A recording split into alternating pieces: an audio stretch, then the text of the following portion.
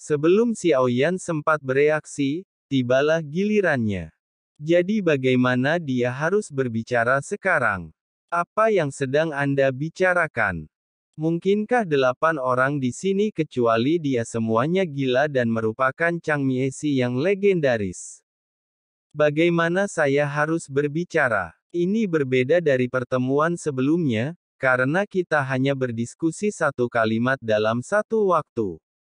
Kalian bisa tahu dari suaranya bahwa di sini sangat berbeda.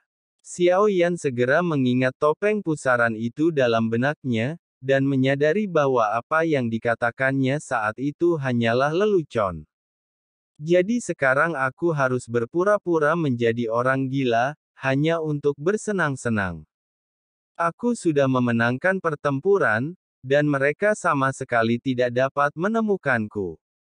Saya akan mempermainkan Xiao Yan di sesi ke-9. Dia tidak bisa menunda lebih lama lagi. Dia sudah lama berhenti dan sekarang dia harus berbicara. Dia berusaha sekuat tenaga meniru topeng Uzumaki dengan menggunakan nada dan intonasi yang sangat asing baginya. Segala sesuatu yang terjadi sekarang begitu tiba-tiba. Saya tidak tahu bagaimana saya bisa menjadi kepala staf.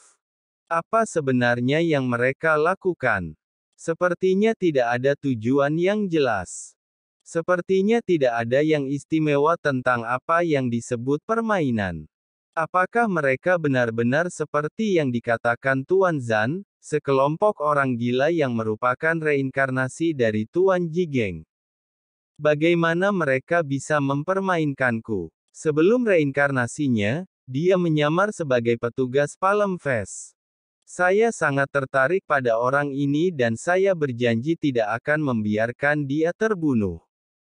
Setelah Xiao Yan selesai berbicara, Su Tong, yang hanya memiliki satu mata di topengnya, tiba-tiba berbicara dan berkata kepada Xiao Yan. Jantung Xiao Yan berdebar kencang saat mendengar ini, bertanya-tanya apakah dia telah mengungkap kekurangannya dan ini merupakan ujian untuknya. Oh, Anda juga tertarik. Itu tidak akan berhasil kecuali Anda memberikan sesuatu yang lebih baik kepada saya. Xiao Yan awalnya terdengar ragu, yang membuat nadanya menjadi aneh, karena dia tidak tahu apa statusnya. Bagaimana status Su Tong yang berbicara dengannya? Dia juga membantu Xiao Yan dalam pertemuan kekacauan sebelumnya.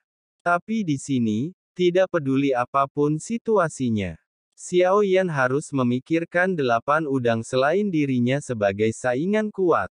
Tidak peduli mengapa dia menjadi topeng Uzumaki sekarang, topeng Uzumaki yang asli sangat kuat, yang artinya tidak ada satupun dari ke-8 orang ini yang lemah. Dewa Surgawi 9 yang Hua Ken mungkin tertarik. Saya membawanya melalui beberapa bagian. Orang ini sangat gigih dan murah hati. Bagaimana cara menukar dengan saya? Hua Chan sangat membosankan. Mari kita beralih. Mereka semua baru di sini, mereka sangat bodoh, dan itu paling menyenangkan saat mereka bermain, kata Suang Tong tiba-tiba. Mereka semua tampaknya sangat tertarik pada reinkarnasi yang mulia. Xiao Yan tersenyum pahit. Dia tidak menyangka bahwa dia dikenal karena Cheng Miesi ini. Dia ternyata seorang idiot, dan mereka semua sangat tertarik, tetapi mendengarkan pembicaraan mereka seolah-olah pembicaraan itu dialokasikan dan mereka tidak dapat saling mengganggu kecuali mereka bertukar tempat. Tentu saja, Xiao Yan hanya bisa menebak secara kasar peraturan di sini melalui percakapan mereka. Hal yang paling menarik tentang anggur adalah Anda adalah iblis seks wanita dari dunia kuno para dewa dan iblis. Anda dapat melihat banyak hal menarik dengan mengikutinya. Selama ada laki-laki yang diperkenalkan kepadanya, dia tidak akan merindukannya.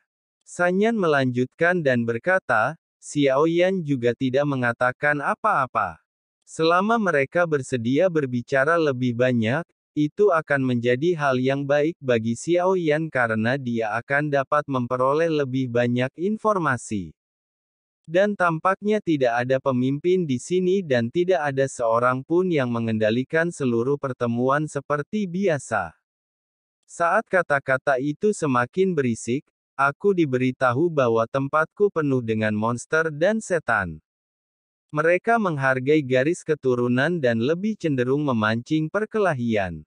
Sekarang saya telah menyebabkan pecahnya perang di dunia Sanhai. Si Mou lalu berkata, Gyugen, saya penasaran dengan pembaruannya. Dia pikir saya seorang aktor.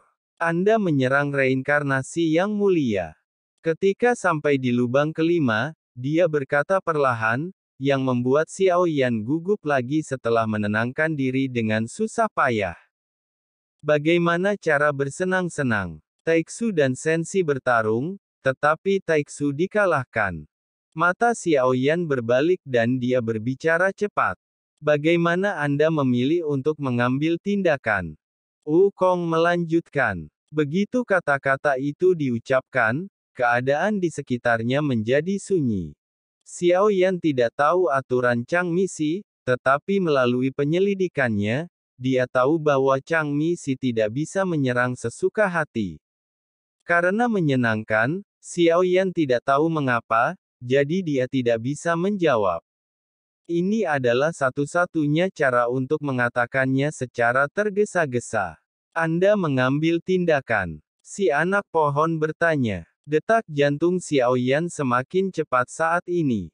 Mungkinkah beberapa aturan akan dipicu setelah mengambil tindakan? Kakak Jiu, apakah kamu benar-benar melakukannya? Lalu mereka semua mulai bertanya. Jantung Xiao Yan berdetak semakin cepat. Bagaimana dia harus menjawab? Permukaan pusaran itu berkumpul dan menggerakkan tangannya, dan dia tidak tahu apa yang sedang terjadi. Xiao Yan tidak punya cara untuk membantahnya. Karena topeng Uzumaki tidak sendirian yang hadir saat itu, ternyata Wukong juga ada di sana dan menyaksikan seluruh pertempuran.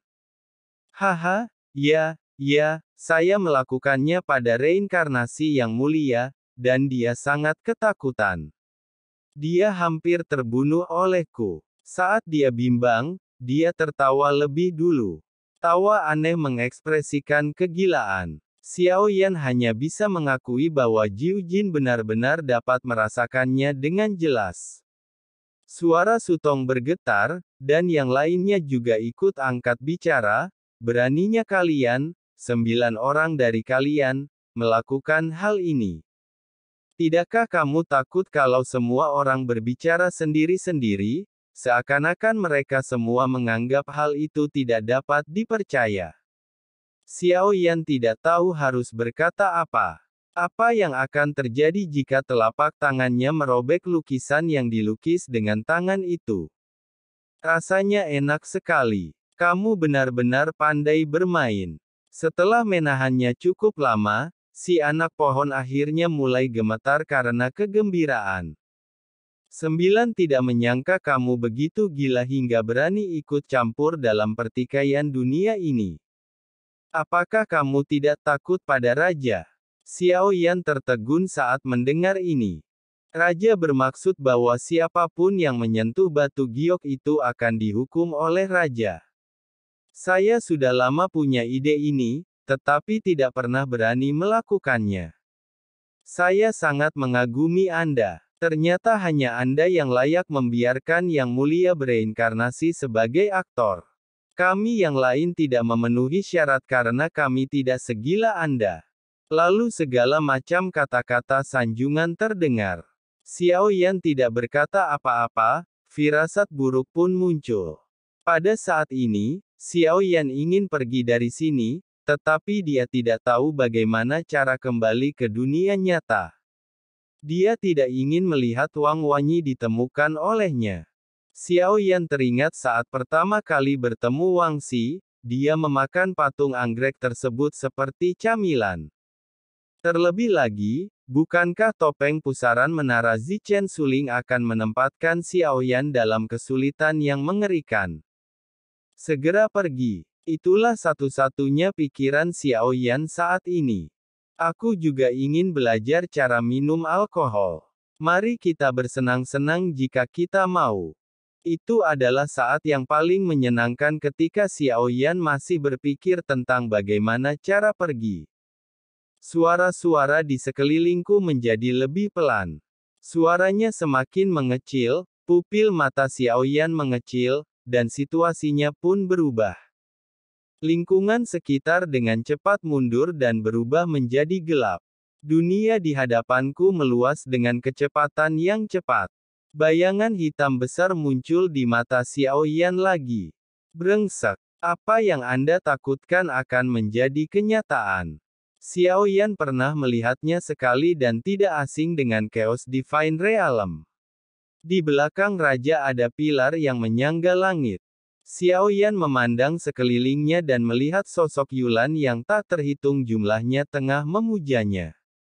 Xiao Yan juga beribadah secara formal, berharap tidak terjadi apa-apa. Xiao Yan bergumam pada dirinya sendiri. Saat Xiao Yan tengah melantunkan mantra dalam hati, dia merasakan ada daya isap yang kuat, dan Xiao Yan pun bergegas datang ke hadapan sang raja. Kepala besar Wang menggeliat, ketiga kepala dan 6 matanya menatap ke arah 3 kepala Xiao Yan, lalu membuka mulutnya secara bersamaan. Api biru dan merah menyembur keluar dan menyelimuti Xiao Yan. Sialan. Xiao Yan mengutuk dalam hatinya bahwa ini adalah upaya untuk membunuhnya. Tak heran terjadi keterkejutan seperti itu dalam pertemuan itu. Ternyata jika Anda memukul seseorang, Anda akan mati. Jalan buntu lainnya.